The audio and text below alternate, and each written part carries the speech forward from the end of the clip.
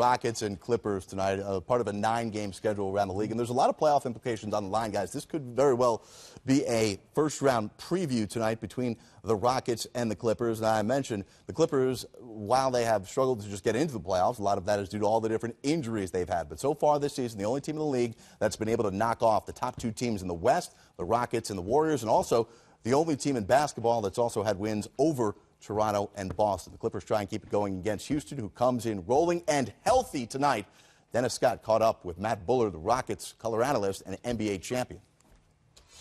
And Matt, you've been around the NBA a long time, and you've seen streaks, you've seen records. Do you think this Houston Rocket team is really, really serious about going deep in this playoffs?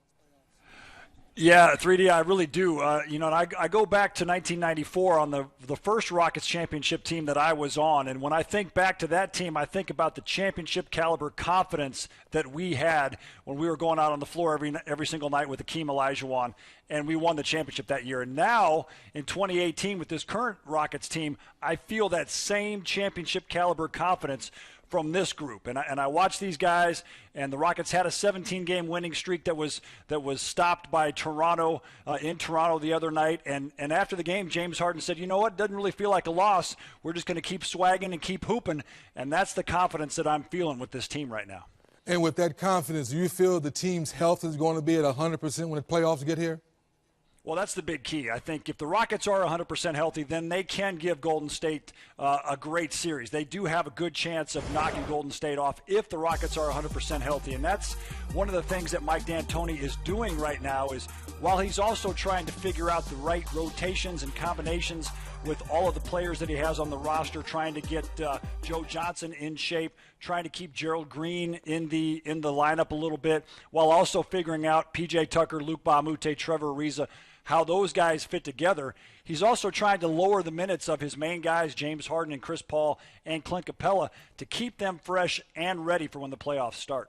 And we talk about chemistry a lot, Matt, and you've been around James Harden the last few years, and we know at the end people say he ran out of gas. Do you believe that he and Chris Paul will be on the same page and say, hey, if you don't feel it, give it to me, I'm going to help you get to the next level?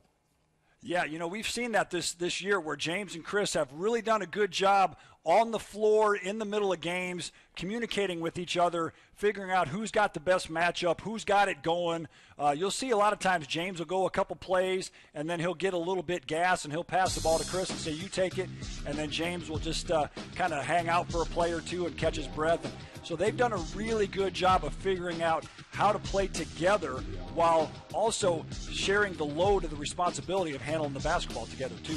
Well, I say the best for last for 2 shooters. Do we really believe all these threes will really work when the playoffs gets here? Because a lot of people are thinking, yes, Chris Paul and James Harden are showing it can work in the regular season, but will it work in the Western Conference Finals and possibly the finals?